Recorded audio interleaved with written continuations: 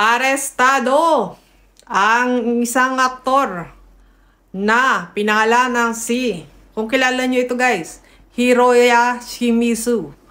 26 years old, naninirahan sa Suginami Ward, Tokyo. Ayan.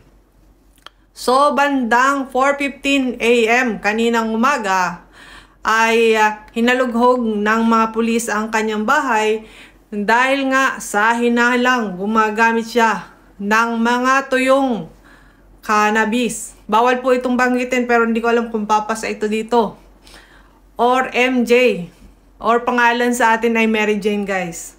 Bawal na bawal ito sa Japan. Kung sa Canada, si MJ ay pwedeng gamitin bilang panggamot.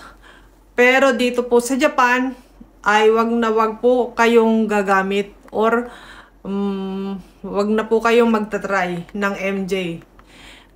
Dahil hindi pa po ito legal sa Japan. Sa Canada lamang po ito legal. Ayan guys. Siya ay isang aktor. Si Hiroya Shimizu. Magaling na aktor yan guys.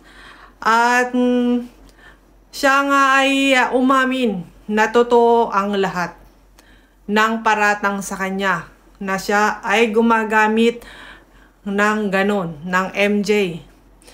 At nakita din sa kanyang bahay ang mga rolyo ng papel. Ewan ko kung paano ginagamit. Basta siguro alam nyo na. Kasama nung mga pinatuyong MJ. Maraming MJ, halos ilang bag ng MJ ang nakita sa kanyang bahay. Ayan guys. Ito po ay mahigpit na ipinagbabawal sa Japan. Dahil ito ay paglabag sa Narcotics Control Act.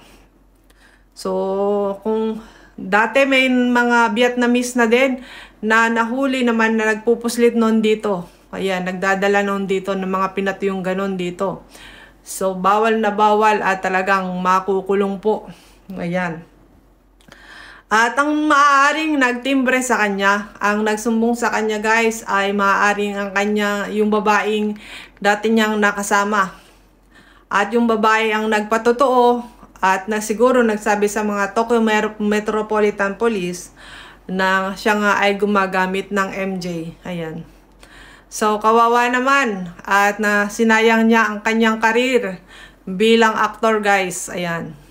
Nakikita ko ito paminsan-minsan sa mga drama. Pero hindi ko akalaan na ito ay ganon. Gumagamit ng ganon guys.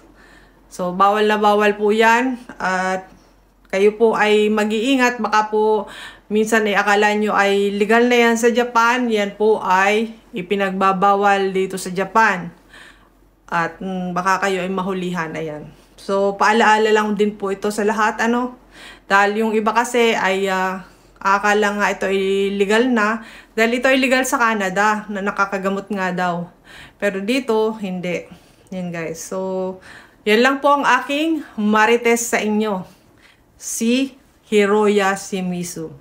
Thank you so much for watching guys. And binabaitan ko na po ang pagbabalita. Kasi po marami pong naiinis sa aking boses.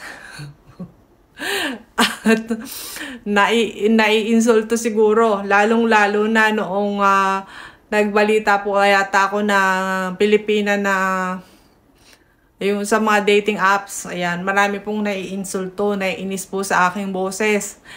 Ako daw ba vlogger o ano. Ito po talaga yung natural kong boses. Wala naman akong magagawa eh. So, yung boses ko talaga, malakas talaga guys ang boses ko dahil po ako'y probinsyana. Oh. Aladya po malakas ang boses ko. And isa po, hindi po ako gumagamit ng mic, kaya po malakas ang boses ko. Kaya sa mga nanonood po ng video ko, pagpapasensahan niyo po ang boses ko. Ganyan po lang talaga.